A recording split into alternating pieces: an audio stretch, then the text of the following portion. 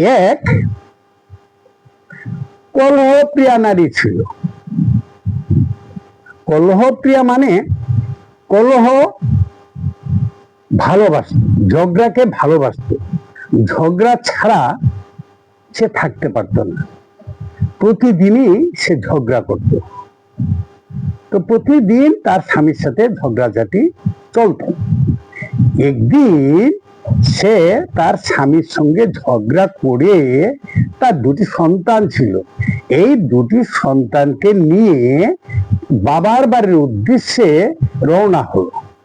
তো বাবার বাড়িতে যেতে গেলে মাঝখানে একটা বন পড়ে, তো সে বনের পথ দিয়ে এই সন্তান দুটিকে নিয়ে হাঁটতে হাঁটতে রওনা হয়েছে। বনের মাঝখানে যখন গেল তখন পরিশ্রান্ত হলো। তারপর একটা গাছতলায় এই বাচ্চা দুটিকে নিয়ে একটু বিশ্রাম নিতে বসে পড়লো। এই কিছুক্ষণের মধ্যে এই কলহপ্রিয়া নারী দেখতে পেল সামনের দিক থেকে একটা বাঘ আসছে। তো ভদ্রমহিলা এই সন্তান দুটিকে দুটো চপেটাঘাত করলো। চপেটাঘাত করার পর এই সন্তান দুটি কাঁদতে শুরু করলো।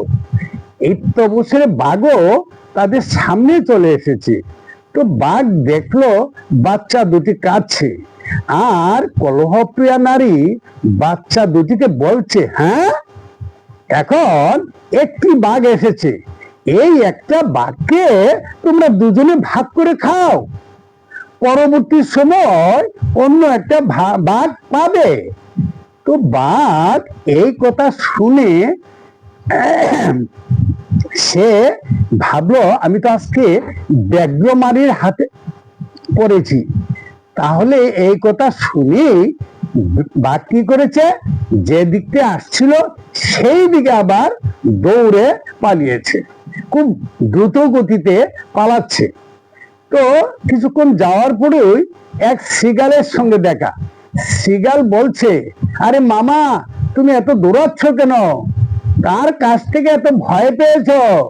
তখন বাঘ দাঁড়িয়ে শৃগালকে বলছে, আরে ভাগনা, আমি ব্যাঘ্রমারীর হাতে পড়েছিলাম, কোনো রকম প্রাণটা নিয়ে ফিরে এসেছি। তো শিয়াল বাঘের কাছ থেকে জানতে চেয়েছে, তো ব্যাঘ্রমারী কিরকম? তখন সে তার বর্ণনা দিল শিয়ালের কাছে। তখন শিয়াল তো খুব দ্রুত চালাক, ঠিক আছে, সরি, তখন শৃগাল বাঘকে বলল, না, সেটা ব্যাঘ্রমারী নয়, সাধারণ মানুষ, চলো আমরা আবার যাই। তখন বাঘ বলছে, না না না, আমি যাব না, তুমি ওর কাছে আমাকে দিয়ে আসার জন্য? না না না, এরকম যদি অবিশ্বাস হয় তাহলে এক কাজ করো, তুমি আমাকে তোমার সঙ্গে বেঁধে রাখো। তারপরে বাঘ এই শিয়ালকে একটা রশি দিয়ে বেঁধে বাঘের গলায় বেঁধেছে, দুজনের সঙ্গে বাঁধা, ঠিক আছে। তারপর তারা ধীরে ধীরে আবার ওই কলহপ্রিয়া নারীর কাছাকাছি চলে এসেছে।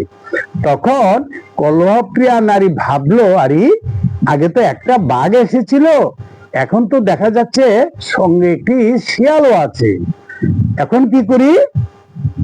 তখন এই কলহপ্রিয়া নারী শৃগালকে এইভাবে তর্জনী দিয়ে বলছে, এই শৃগাল, তুই আমাকে দুটো বাঘ এনে দেওয়ার কথা ছিল, এখন কেন একটি বাঘ নিয়ে এসেছিস?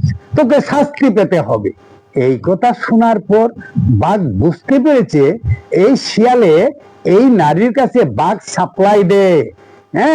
এই কথা শুনে বাঘ আবার উঠে দৌড়ে পালাচ্ছে।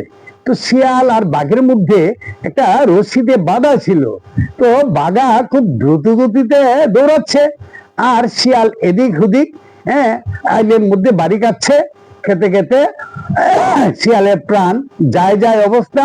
শিয়াল বলছে, মামা সামনে আয়, সামনে আয়। তো সামনে আয় এই কথা বলার পর বাঘ বুঝতে পারতেছে এইদিকে সামনের দিকে আসছে। তো বাঘা আবার ওই ডান দিকে আবার দৌড়াচ্ছে, আবার মানে মাটির উঁচু নিচু ক্ষেতের আইল আছে, ওঠার মধ্যে বাড়ি কাটছে। তো আবার বলছে হ্যাঁ মামা সামনে আয়, আবার এদিক থেকে ওদিকে দৌড়াচ্ছে। এইভাবে দৌড়াতে দৌড়তে শিয়ালের প্রাণ শেষ হয়ে গেছে। তো এই যে গল্পটা বললাম, এই গল্পটা থেকে শিক্ষণীয় বিষয় কি আমরা পেলাম? এই যে কলহপ্রিয়া নারী তার দুটি সন্তানকে নিয়ে বাবার বাড়ির দিকে রওনা হয়েছিল, বাঘের মুখে পড়েছিল, বাঘের হাত থেকে বেঁচে গিয়েছে দুবার। তো আসলে কি একটা নারী বা আমরা পুরুষ হলো বাঘের সঙ্গে লড়াই করতে পারবো কি? পারবো না। তাহলে এই কলহপ্রিয়া নারী দুটি সন্তানকে নিয়ে কিভাবে বাঘের হাত থেকে বেঁচে গেল? ব্যাপারটা হয়েছে বুদ্ধির জৈস্য বলং তৈস্য।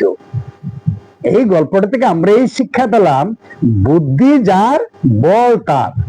এই কলহপ্রিয়া নারী খুবই বুদ্ধিমতী, হ্যাঁ, তার বুদ্ধির কারণে বাঘের হাত থেকেও বেঁচে গেল। নমস্কার।